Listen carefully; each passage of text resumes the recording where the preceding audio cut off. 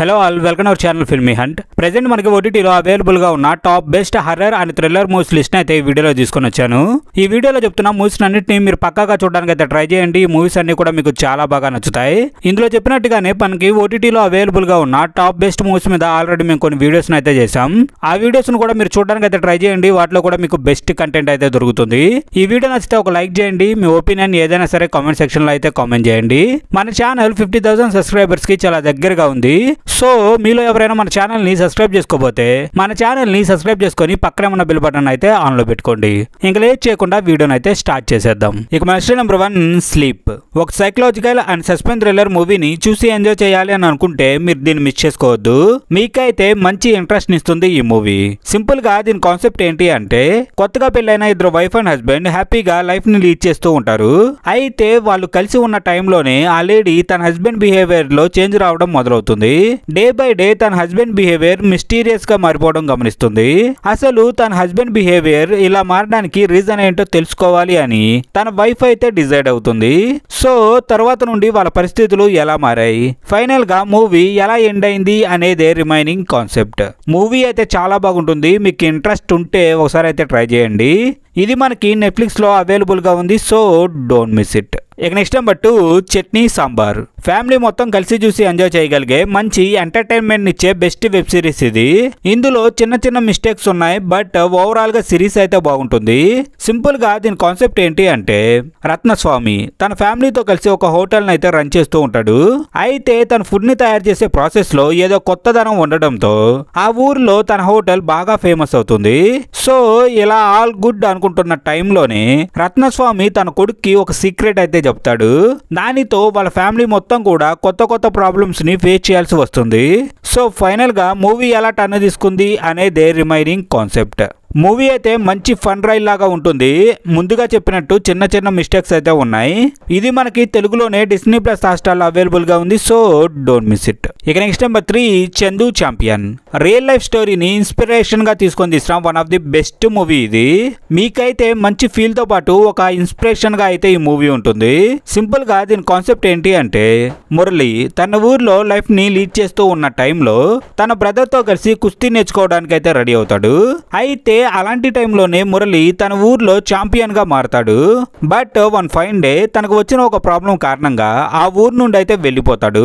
అయితే లైఫ్ లో ఏదో ఒకటి సాధించాలి అని అనుకుంటున్న టైంలోనే తన లైఫ్ అంతా అనుకోని మలుపులైతే తిరుగుతుంది. సో ఫైనల్ గా మూవీ ఎలా ఎండ్ అయింది అనేదే రిమైనింగ్ కాన్సెప్ట్. మంచి ఇన్స్పిరేషన్ ఇచ్చే మూవీ ఇది.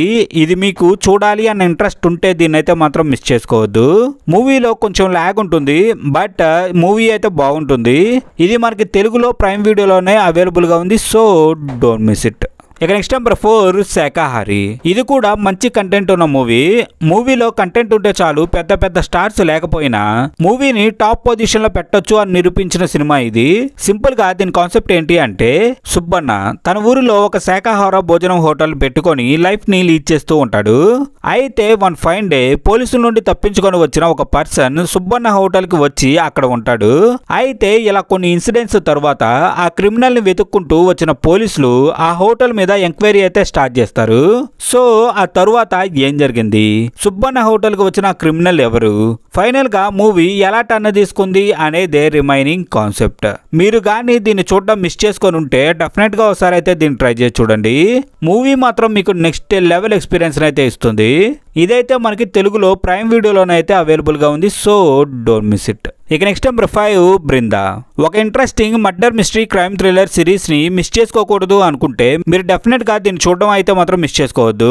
టోటల్ గా 8 ఎపిసోడ్స్ ఉన్న ఈ సిరీస్ మీకు మంచి ఎక్స్పీరియన్స్ అయితే ఇస్తుంది.